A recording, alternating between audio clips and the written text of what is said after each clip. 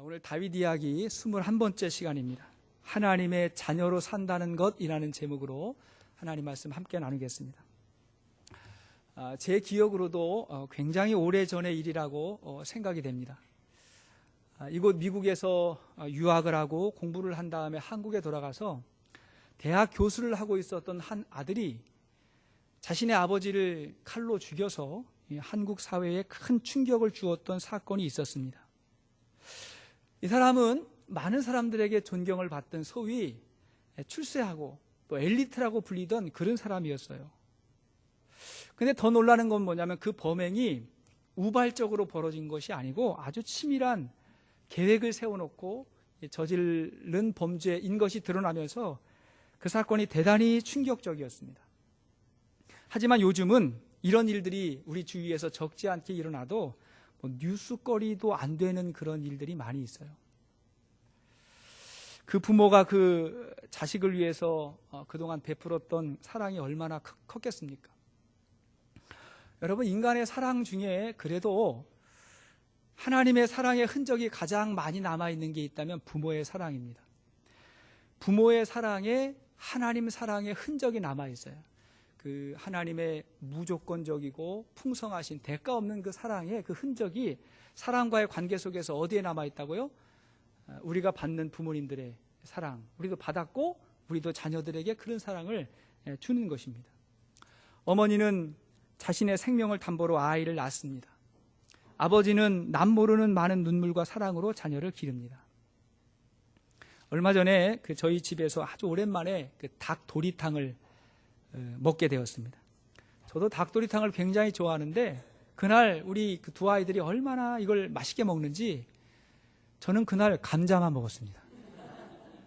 고기를 먹을 수가 없는 거예요. 얘네들이 너무 맛있게 먹으니까 감자만 먹었어요. 근데도 그 아이들이 먹는 모습을 보고 행복하고 배부르고, 여러분, 그것이 모든 부모의 마음이 아니겠습니까? 그런데 그렇게 기른 자녀가 자라서 부모에게 칼을 들이대고 부모를 증오하고 미워한다면 이것을 어떻게 우리가 이해할 수가 있겠습니까?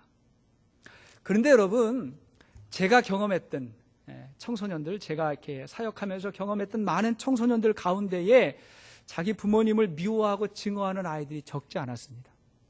물론 그 아이들이 철이 없기 때문에 그렇기도 했지만 부모들에게도 문제가 있다면 무엇이 문제일까요?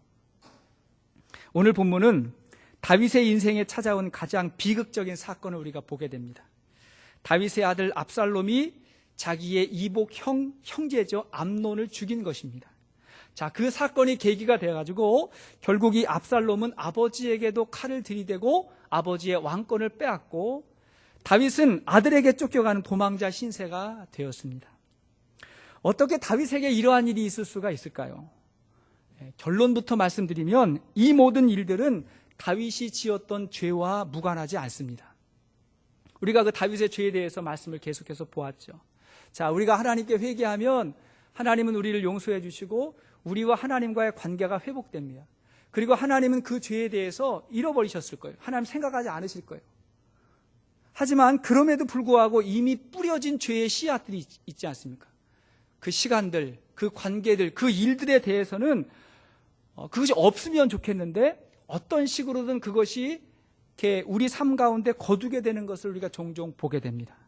그리고 그것을 우리가 인정하는 것이 진정한 회개라고 지난 시간에도 말씀을 드렸습니다. 그러니까 이 다윗의 죄와 무관하지 않습니다. 그런데 총체적으로 보면 다윗의 죄지만 그것을 좀 세부적으로 들어가 보면 다윗이 자녀 교육에 실패했다고도 볼 수 있어요. 다윗이 그의 자녀들에게 좀 미숙했던 것입니다. 여기서 우리는 다윗의 실패를 보면서 우리를 완벽하게 기르시는 하나님 아버지를 생각해 볼 필요가 있습니다. 자, 인간은 실패했지만 실패하지 않으시는 하나님의 자녀 사랑의 비밀이 있다면 무엇일까요? 첫째로, 하나님은 사랑하는 자녀에게 합당한 훈계를 하십니다. 하나님은 그의 자녀에게 필요한 훈계를 내리십니다.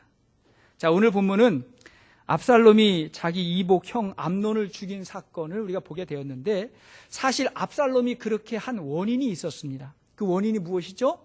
우리가 다 알고 있는 바와 같이 암논이 압살롬의 누이 다말을 욕보이게 했기 때문에, 쉽게 말하면 강간을 했기 때문에 그런 것입니다. 그 이야기가 사무엘하 13장 앞부분에 나와 있는데 스토리가 이렇습니다. 압살롬에게 아름다운 누이 다말이 있었습니다.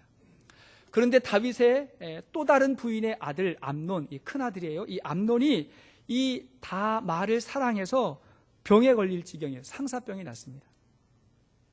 그러다가 어느 날 꾀를 낸 거예요. 어떤 꾀를 냈냐면 자기가 아파가지고 병들어 죽어가고 있다고 하는 그러한 꾀병을 하고 그 소문이 다윗에게까지 들어가게 됩니다.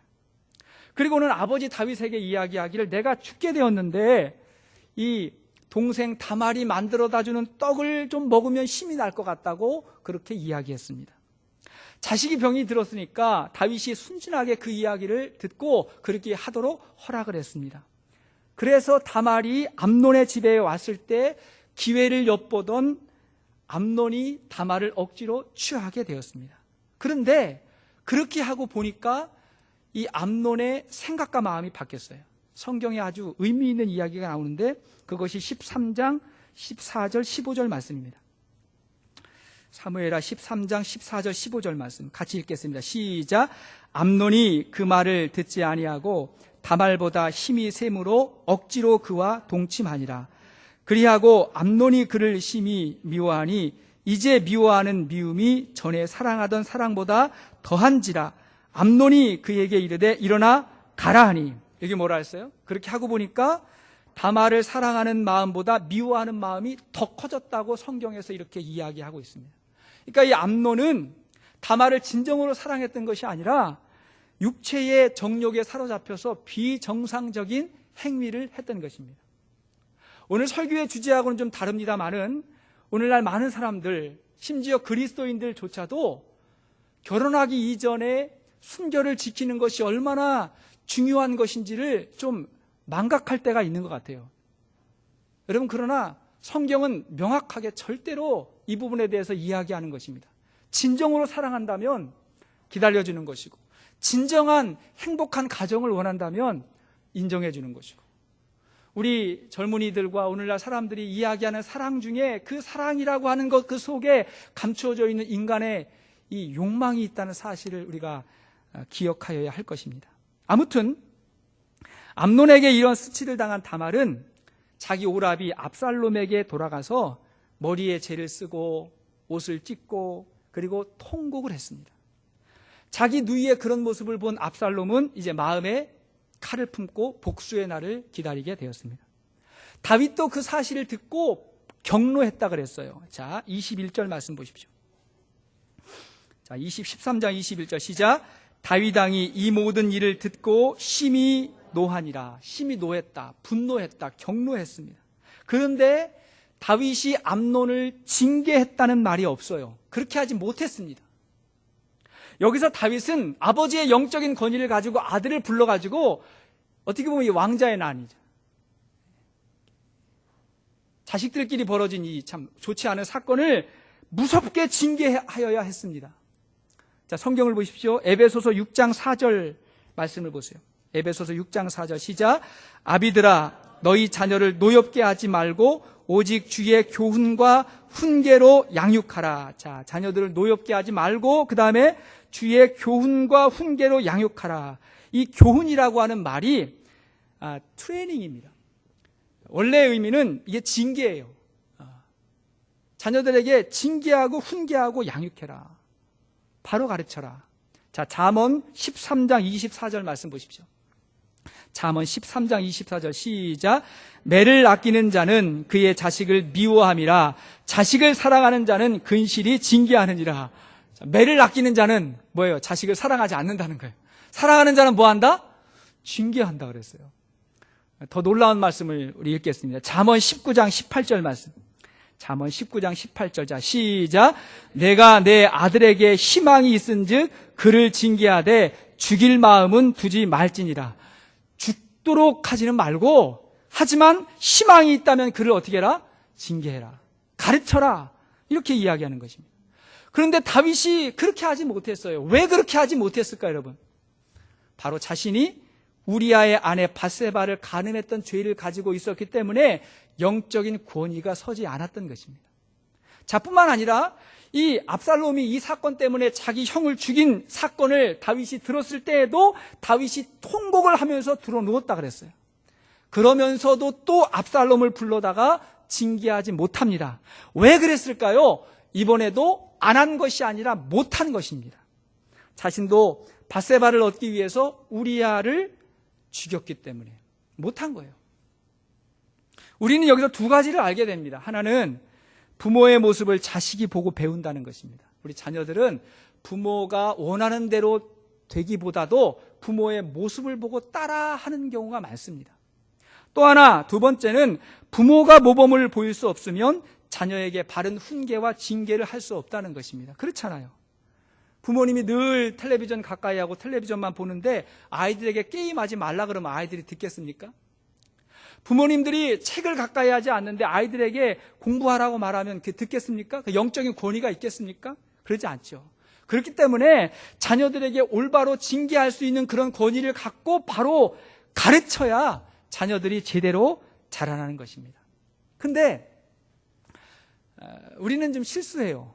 우리 사람들은 좀 실수하지만 우리 하나님은 완벽하신 분이시고 실수하지 않습니다. 그래서 하나님은 그의 사랑하는 자녀를 적절한 타이밍에 실수 없이 훈계하십니다. 자, 성경을 보십시오. 히브리서 12장 6절 말씀. 히브리서 12장 6절 말씀. 자, 시작. 주께서 그 사랑하시는 자를 징계하시고 그가 받아들이시는 아들마다 채찍질 하심이라 하였으니 너희가 참음은 징계를 받기 위함이라. 하나님이 아들과 같이 너희를 대우하시나니 어찌 아버지가 징계하지 않는 아들이 있으리요. 자, 여기 보십시오. 그 사랑하는 자를 징계하신다. 이 징계라는 말의 표현이 좀 좋지 않은데 사실 징계는 훈련입니다. 하나님이 그 사랑하신 자를 어찌 하신다? 훈련하신다. 다시 말하면 우리가 하나님을 믿고 그 하나님의 사랑을 받아들인다면 그분이 우리를 훈련하신다는 사실을 믿고 받아들이는 것입니다. 그 훈련이 때로는요, 고난이고 시련이고 실패의 모습으로 우리에게 찾아올 수도 있습니다. 하지만 여러분, 그렇다고 우리에게 있는 모든 고난이나 시련이 하나님 때문이라고 생각하면 안 됩니다. 거기에는 분명히 나의 실수도 있을 것이고 내 죄도 내 욕심 때문에도 있을 것이고 시대가 악하기 때문에 어쩔 수 없이 벌어지는 많은 일들도 있을 거예요. 그러니까 그 원인을 생각한다면 확실히 모르는 일들이 참 많이 있습니다. 그러나 그럼에도 불구하고 믿음의 사람은 어떤 고난을 당하더라도 그 일 속에서 하나님의 뜻을 발견하고 예수님 안에서 나의 고난을 이해하고 해석하려고 하는 그런 마음이 되어야 한다는 것입니다. 할렐루야. 그게 오늘 우리가 암송했던 말씀이죠. 시편 119편 71절에 뭐라 그랬어요? 고난당한 것이 내게 유익이라. 이로 말미암아 내가 주의 율례들을 배우게 되었다. 이 고난 속에서 내가 전에 알지 못했던 하나님의 뜻, 그러니까 하나님의 말씀의 의미들을 깨닫게 됐다고 우리가 인정하고 받아들이는 것입니다. 이용표 선수라는 축구 선수가 있잖아요. 이 선수가 축구만 잘했던 것이 아니라 신앙도 좋았고 멘탈도 굉장히 좋습니다. 그래서 이번에 그 월드컵 할 때 보니까 해설을 하는데 해설도 굉장히 잘하더라고요. 근데 그 이영표 선수가 했던 이야기 중에 그런 이야기가 있는 거예요. 오심도 경기의 일부라고. 오심이 뭡니까? 심판이 잘못 판결을 하는 거예요. 어렵게 한 골 넣었는데 심판이 업사이드 그러면 노골이 되는 거예요. 얼마나 억울해요? 90분 동안 한 골을 넣으려고 하는데 업사이드. 파울이 아닌데 내가 파울 안 했는데 심판이 페널티킥 그러면 한 골 먹는 거예요. 근데 여러분, 오심도 경기의 일부다. 어떤 경기든지 완벽하지 않습니다. 서로 관점이 다르기 때문에 내가 볼 땐 파울이 아니지만 심판이 볼 땐 파울일 수 있거든요. 근데 이 하위 리그, 그러니까 축구 못하는 나라들 가면요, 심판 때문에 매일 싸워요. 심판 때문에 졌다 그러고, 심지어 막 그냥 경기하다 심판 때리려 그러고, 감독이 막 그냥 갚버리고. 이거는 하부 리그예요, 하위 리그. 진짜 명문 리그, 뭐 잉글랜드, 뭐 스페인 이런 리그를 가면요, 명확하게 오심이어도 넘어가는 것입니다. 그걸 인정하지 않으면 게임이 끝나버리거든요. 인정하고 받아들이는 거예요. 경기의 일부예요. 그리고 어떻게 합니까? 역전하는 거죠. 다시 뛰는 거죠. 다시 달려가는 거죠. 그리고 끝나고 나서 이야기하는 거예요. 오심도 경기의 일부다. 이게 무슨 말입니까? 고난도 인생의 일부라는 거예요. 이해할 수 없어요. 좀 억울해요. 그러나 받아들이고 이해하는 거예요. 사실 고난이 힘든 것은 고난이 이해가 되지 않기 때문에 그렇습니다. 그러나 고난의 의미와 유익을 알게 되면 이길 수 있습니다. 그런데 우리 예수님은 우리를 구원하시기 위해서 가장 큰 고난을 받으셨어요. 그러므로 예수님은 우리를 위로하실 자격이 있을 뿐만이 아니라 우리의 고난의 의미를 가르쳐 주시는 유일하신 분이십니다. 그러므로 사랑하는 여러분, 우리가 하나님의 자녀로 산다는 것이 무엇입니까? 우리 인생길에서 만날 수 있는 모든 여러 어려움들을 하나님께서 주시는 훈련이라고 생각하고, 하나님이 주셨다면 반드시 감당할 수 있는 능력도 주셨다고 믿고 살아가는 것입니다. 두 번째 기억해야 될 것, 하나님은 사랑하는 자녀에 대해서 친밀하십니다. 하나님은 따뜻하시고 친밀하신 분이십니다. 자녀에게 혹독한 징계를 할 수 없었던 다윗이 그렇다면 반대로 아주 따뜻하고 친밀하게 자식을 대했느냐? 그렇지도 못한 거예요. 이것이 다윗의 미숙함이었습니다.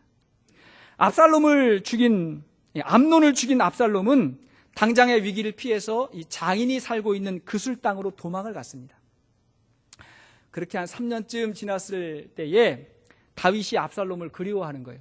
죽은 암논은 어쩔 수 없지만 그래서 살아있는 자식이 있으니까 그리워하는 것입니다. 그 사실을 눈치챈 군대 장관이었던 요압이 압살롬을 데려오는 것이 좋겠다고 다윗에게 그렇게 이야기합니다. 그러니까 다윗이 못 이기는 척하고 압살롬이 다시 돌아오는 것을 허락하게 됩니다. 그래서 이제 압살롬이 다윗이 있는 예루살렘 성으로 들어오게 되는 것이죠. 그런데 여러분, 무슨 일인지 다윗이 압살롬의 얼굴을 보지 않는 거예요. 압살롬이 왔다고 하는 이야기를 듣고도 그를 부르지 않고 그를 보지 않고 그의 처소로 돌아가게 합니다. 그리고 나서 2년이라는 시간이 그냥 흘러가는 거예요.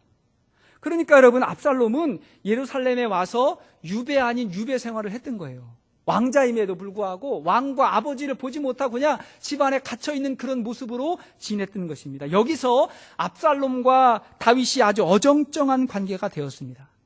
차라리 아버지가 불러가지고 호되게 혼을 내면 거기서 그냥 눈물 쏟고 콧물 쏟고 그래서 잘못했다고 회개를 하든가, 아니면 가만히 불러가지고 내 아들아 얼마나 고생이 많았냐, 얼마나 고생이 많았냐 이렇게 따뜻하게 품어주든가. 이것도 아니고 저것도 아니고 그런 시간이 그냥 흘러갔어요. 여기서 압살롬의 마음 가운데 아버지가 나에게 무관심하구나, 아버지에 대한 거절감, 아버지에게 버림받았다고 하는 그 상실, 상처가 압살롬에게 쌓이게 되었어요. 그때부터 압살롬의 마음에는 반란의 씨앗이 심겨졌습니다.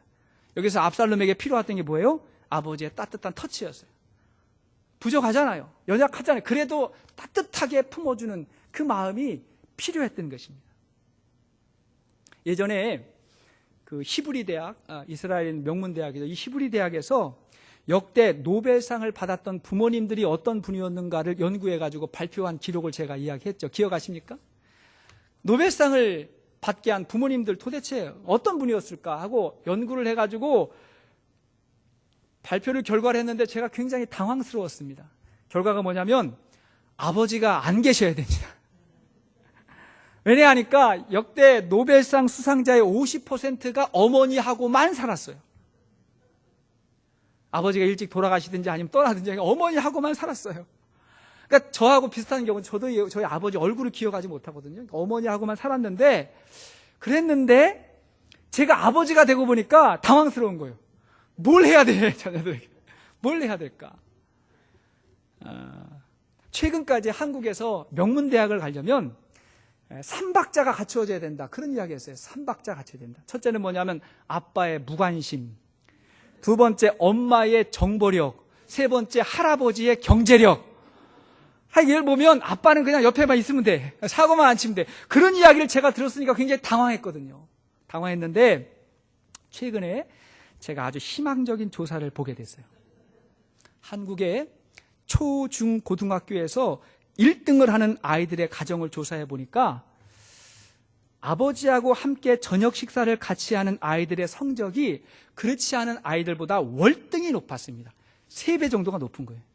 그러니까 아버지는요, 놀아도 밖에서 놀면 안 돼. 집에서 놀아야 돼. 같이 밥 먹고 하니까 집에서, 백수도 밖으로 돌아다니면 안 돼요. 집에 와가지고 저녁을 같이 먹어야 돼. 이런 생각을 제가 하면서 두 이야기의 결론이 있었어요. 무엇이냐면 이 아버지들이 아주 권위적이고 완고한 아버지만으로는 안 되고, 어머님도 마찬가지입니다. 아주 권위적이고 완고해서만은 안 되고, 그러면서도 따뜻하고 다정한 친구 같은 모습이 꼭 있어야 된다는 것입니다. 근데 우리 사람들이 그게 잘 안 되는 거예요. 세상에서 아무리 탁월하게 살아도, 능력이 많고 존경을 받아도 이게 잘 안 되는 거예요. 링컨도 이걸 못했습니다. 그 훌륭한 링컨의 큰아들이 링컨 때문에 굉장히 많은 상처를 많이 받았어요. 근데 우리 주위에 이런 일이 많은 거예요. 다윗도 그랬던 거예요. 사람들은 균형을 잘 못 잡는 것입니다. 그러면 중요한 것은 우리 하나님은 어떨까요? 예, 우리 하나님은 완벽하세요. 그래서 하나님이 우리를 무섭게 훈련하실 때가 있지만, 하지만 하나님은 늘 우리 곁에서 우리와 친밀해지기를 원하십니다. 하나님은 우리와 함께 하시고 우리와 친밀해지기 위해서 이 땅에 내려오셨고, 우리를 구원하시기 위해서 그분이 십자가를 지셨습니다. 하나님의 진심은 우리가 그분과 교제하는 것이고 친밀해지는 것입니다. 여러분, 구원이 무엇입니까? 하나님과의 관계가 회복되고 하나님으로 충만해지고 그리고 하나님으로 즐거워하는 것, 그것이 구원인 것입니다. 그러므로 사랑하는 여러분, 하나님을 무서워하거나 두려워하지 마십시오. 하나님에게 나아가십시오. 그게 우리 영적인 유익입니다. 얼마 전에 우리 기원이가 한번 뜬금없이 묻는 거예요. 아빠, 제가 커서 뭐 했으면 좋겠어요? 제가 어떻게 살았으면 좋겠어요? 이렇게 물어서 제가 그 이야기를 딱 듣는데 어떤 생각이 들었냐면, 나는 네가 행복했으면 좋겠다. 네가 어떤 일을 하든지 행복했으면 좋겠다. 그리고 지금처럼 아빠에게 이야기하고 친밀하고 다정했으면 좋겠다. 그런 마음을 갖게 됐어요. 우리 하나님도 같을 거라고요. 무엇을 하든지 저와 여러분들이 하나님의 은혜 가운데 행복하게 살 수 있을 뿐만이 아니라 하나님하고 친밀하고 다정하게 교제하고 관계하기를 우리 하나님이 원하신다는 사실을 기억하십시오. 그게 우리 신앙의 힘이에요. 우리 예수님은 역사상 가장 위대한 사명을 위해서 이 땅에 오셔서, 그리고 가장 힘든 고난의 길을 걸어가시면서도 절대로 포기하지 아니하시고 승리하셨습니다. 그런 예수님의 힘이 어디에 있었을까요? 그분은 기회가 있을 때마다 하나님과 교제하는 습관이 있으셨어요. 자, 마가복음 1장 35절을 보십시오. 마가복음 1장 35절, 자, 시작. 새벽 아직도 밝기 전에 예수께서 일어나 나가 한적한 곳으로 가사 거기서 기도하시더니, 자, 새벽 아직도 밝기 전에, 새벽 동이 터오르기 전에 예수께서 일어나서 한적한 곳으로 가셔서 뭐 하셨다고요? 기도하셨다. 예수님 자신이 하나님이시니까 기도 안 해도 될 것 같은데, 예수님은 일찍 일어나셔서 하나님하고 교제하는 기도의 장소로 가셨던 것입니다. 뿐만 아니라 누가복음 22장 39절 말씀 보세요. 누가복음 22장 39절 시작. 예수께서 나가사 습관을 따라 감람산에 가심에 제자들도 따라갔더니, 자, 감람산은 예수님이 습관을 따라 올라가셨던 기도 장소. 아주 놀라운 거예요. 예수님이 얼마나 기도를 많이 하셨든 그게 습관이 되셨어요. 항상 그 길로 가셨어요. 예수님이 마지막에도 기도하셨던 그 겟세마네 동산도 감람산에 있는 것이고 항상 그곳에 가셨어요. 정말 예수님의 영성, 예수님의 힘과 능력은 어디에 있었냐? 하나님과 교제하고 함께하는 거기에 있던 것입니다. 따라했다. 습관이 힘입니다. 이게 무슨 말이냐면요, 뭐든지 습관이 되기 전에는 아무것도 안 된 거예요. 교회 처음 와가지고 예배가 너무 은혜로워요, 너무너무 예배가 좋았어요 라고 이야기해도 한 번 왔을 뿐이에요. 매주 그래야 돼. 그래서 습관이라고 하는 것은 우리 뇌에 기억되는 것입니다. 뇌에 기억이 돼서 그것이 익숙한 것이고, 그렇게 되지 않으면 불편하다고 뇌가 생각할 때 그게 습관이 되는 거예요. 제가요, 예전에 어렸을 때는 매일 새벽 기도하는 사람 좀 이해하기 어려워서 어떻게 그렇게 일찍 일어나가지고 매일 새벽 기도할까 생각했는데, 어느덧 제가 이제 목사가 돼가지고 매일 새벽 기도 하다 보니까 저는 4시 반 내지 5시면 그냥 눈이 떠집니다. 그냥 눈이 떠지는데, 월요일 같은 날은 조금 더 자고 싶어가지고 그냥 누워있잖아요. 그럼 뇌가 신호를 보내. 일어나. 그래도 안 일어나? 그럼 그때부터 두통이 오는 거예요. 두통이 와가지고 막 뇌가 저를 힘들게 하는 거예요. 왜 일어나야 될 시간에 안 일어나냐고 뇌가 저를 깨우는 것입니다. 여러분, 항상 이게 습관이 되잖아요. 그러면 그것을 해야 마음이 편하고, 하지 않으면 마음이 불편해지는 거예요. 어떤 사람은 습관적으로 예배하고 습관적으로 기도하는 거 별로 좋지 않다고 생각하는데 그게 의미가 뭔지는 알겠어요. 그래, 진짜 중요한 건 뭐냐면 예배도 습관이 돼야 되고 기도도 습관이 돼야 되고 말씀 읽는 것도 습관이 되어야 되는 줄로 믿습니다. 그걸 해야 내 마음이 편안해지는 거예요. 은혜가 임하는 거예요. 안 하면 불편한 거예요. 안 하면 불편한 거예요. 하루라도 성경을 보지 아니하고 기도하지 않으면 마음이 불편해가지고 뇌가 읽어야지 기도해야지 그렇게 나갈 때 그때 하나님과 친밀한 예수님과 같은 영성을 간직한 사람이 되는 줄로 믿습니다. 중요한 것입니다. 우리가 어떻게 하나님과 친밀하게 교제합니까? 두 가지예요. 마음으로는 묵상하고 입으로는 기도하는 거예요. 이게 교제예요. 두 가지를 다 할 수 있는 게 뭐냐면 예배 시간이에요.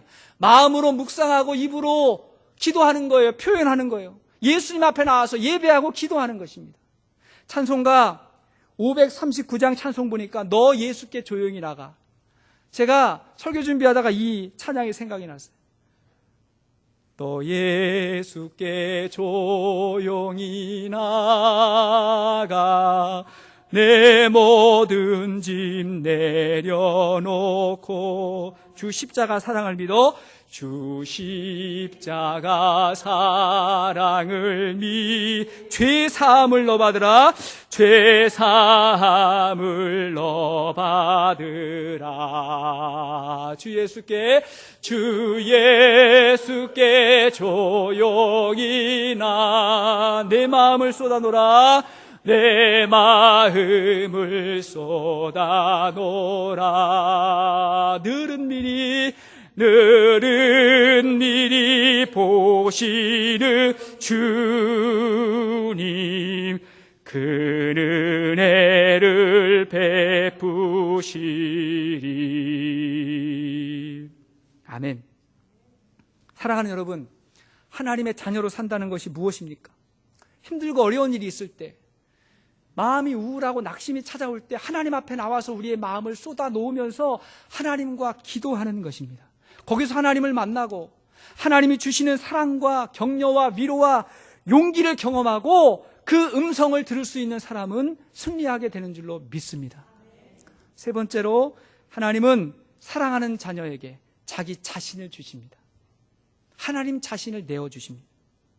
여러분, 다윗의 아들 압살롬은 대단히 머리가 좋고 치밀한 사람이었어요. 몇 가지 증거를 보겠어요. 일단 자기 누이가 치욕을 당했을 때에 흥분하지 않고 기다립니다.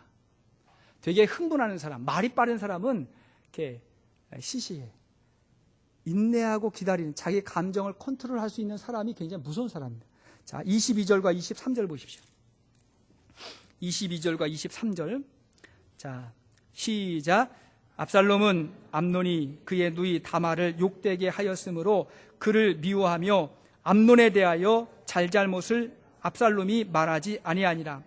만 2년 후에 에브라임 곁 바알 하솔에서 압살롬이 양털을 깎는 일이 있음에 압살롬이 왕의 모든 아들을 청하고, 자 여기 보십시오. 압살롬이 그 소식을 들었지만 뭐 하지 않았다? 말하지 않았다. 이 일에 대해서 이야기하지 않았어요. 그리고 몇 년을 기다려요? 2년 동안을 그냥 기다리는 것입니다. 자기 감정을 통제할 줄 알았던 사람, 능력입니다. 그러다가 때를 기다렸어요. 그 다음 상황을 보면 이제 아버지가 자기를 불러가지고 예루살렘에 왔을 때 아버지가 그를 만나주지 않습니다. 만나주지 않아요.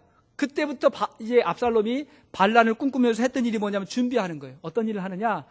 예루살렘 성문 앞에 딱 기다리고 앉아 있습니다. 거기 앉아 있다가 사람들이 다윗에게 재판을 받으러 나오면, 그 당시에는 이제 왕에게 재판을 받는 그런 일이 있던 거예요. 재판을 받으러 오면 그 중간에 서 가지고 우리 아버지, 우리 왕이 바쁘니까 그 일을 내가 처리해 주겠다고 이야기하면서 사람들의 마음을 한 사람 한 사람 얻습니다. 그러다가 자기 사람이 많아지니까 이번에는 다윗의 반대 세력을 찾아서 설득합니다. 어느 공동체, 어느 단체든지 반대 세력들이 있거든요. 마음에 들지 않은 사람이 있거든요. 그 사람들 찾아가 가지고 자기 사람으로 만드는 것입니다. 그리고 때가 되었을 때에 아버지의 이 정치적 본거지였던 헤브론에 가가지고 거기서 자기가 왕이 되었다고 선포하고 즉각적으로 이스라엘의 12지파 사람들에게 편지를 보내가지고 자기가 왕이 되었다고 거짓 정보를 갖다 다 흘려버립니다. 그러니까 보십시오. 오늘날로 말하면 이 압살롬은 굉장히 치밀한 사람이에요. 심리전, 기습작전, 언론 플레이까지. 그러니까 모든 전략을 다 동원해가지고 한순간에 왕권을 차지한 거예요. 이러니 압살롬은 인간적으로 굉장히 탁월한 사람이라고 할 수 있어요. 하지만 이렇게 똑똑한 사람의 약점이 있습니다. 우리 그걸 기억해야 돼요. 이렇게 똑똑한 사람의 약점이 있어요. 압살롬에게는 아버지가 있었던, 그 아버지가 섬겼던 하나님이 없습니다. 그게 차이예요. 이렇게 긴박하게 상황이 돌아가고 많은 일들이 막 펼쳐지고 있는데 압살롬이 하나님께 기도했거나 하나님의 뜻을 물었거나 한 적이 한 번도 없어요. 그냥 압살롬은 처음부터 끝까지 자기 힘과 자기 욕심과 자기 계획에 따라 그렇게 살았던 거예요. 이렇게 자신을 과대평가하는 사람은 하나님을 과소평가하고, 하나님을 과소평가하는 사람은 어떠한 상황 가운데 하나님이 그 일에 개입하시는 순간 모든 상황이 한순간에 뒤집어질 수 있다는 사실을 모르는 것입니다. 그리고 그냥 달려가는 거예요. 제가 볼 땐 거의 이 반란은 99%는 그냥 성공했다고도 여겨지는데, 중요한 건 뭐냐면 하나님이 압살롬 편이 아니었어요. 하나님이 다윗 편이었습니다. 압살롬은 아버지 다윗의 힘이 하나님에게서 나온다는 사실을 몰랐어요. 다윗은 철저하게 하나님을 의지하면서, 그래서 하나님이 그를 왕의 자리까지 올려주셨고, 중요한 건 지금 이 상황에 자기 아들에게 쫓겨서 도망가는 신세가 된 이 상황에서도 다윗의 마음은 오직 하나님에게만 있어요. 하나님에게만 시선을 돌려요. 시편 3편 말씀을 보면, 시편 3편은 다윗이 압살롬에게 쫓겨갈 때에 그가 하나님께 불렀던 시입니다. 자, 시편 3편 5절을 보세요. 같이 읽겠습니다. 시작. 내가 누워 자고 깨었으니 여호와께서 나를 붙드심이로다. 천만인이 나를 에워싸 진친다 하여도 나는 두려워하지 아니하리라. 아멘. 이거 언제 했다고요? 도망가면서. 성을 비우고 많은 사람들이 자기를 배신하고 자기를 따르는 소수의 측근들과 함께 도망가면서 했던 이야기가 뭐냐면, 천만인이 나를 에워싸 진친다 하여도 나는 두려워하지 아니하리라. 할렐루야. 이것이 다윗의 마음이었고 이것이 다윗의 힘이었던 것입니다. 우리에게 이 믿음이 있었으면 좋겠어요. 여러분, 하나님이 저와 여러분들에게 주시기를 원하는 가장 귀한 게 뭐라고 생각하세요? 하나님 자신을 주시기를 원하시고, 그분이 우리 마음 가운데 계시고. 예수님 뭐라 그러셨어요? 너희가 아무리 악할지라도 자식에게 좋은 것으로 줄 줄 알거든. 하물며 하늘에 계신 너희 천부 너희 아버지께서 구하는 자에게 성령 주시지 않겠느냐. 이 이야기가 무엇입니까? 성령이 누구예요? 하나님. 하나님을 구하고 그 하나님과 함께 살아갈 때 우리 삶 가운데 하나님의 선한 역사들이 이루어지는 줄로 믿습니다. 말씀의 결론을 맺겠습니다. 하나님의 자녀로 산다는 게 무엇입니까? 하나님을 경외하고 그분의 징계와 훈련을 받아들이는 것입니다. 그래야 고난의 의미를 알고 고난이 해석됩니다. 의미를 알 수가 있어요. 반면에 하나님과 친밀하게 교제하는 것입니다. 그래야 하나님의 위로를 얻고 용기를 얻고 힘을 얻는 것입니다. 무엇보다도 우리가 하나님을 얻어야 그렇게 살 수 있는 거예요. 내 안에 하나님이 계셔야 징계도 받고 위로도 받고 그러는 거죠. 그 하나님이 나와 함께 하시고 그 하나님의 말씀의 능력 속에서 살아가야 되는 줄로 믿습니다. 저는 이것이 우리의 인생뿐만이 아니라 우리의 가정과 더 나아가서 우리 나라와 민족을 살릴 수 있는 유일한 진리임을 믿습니다. 그런 삶을 살아가십시다.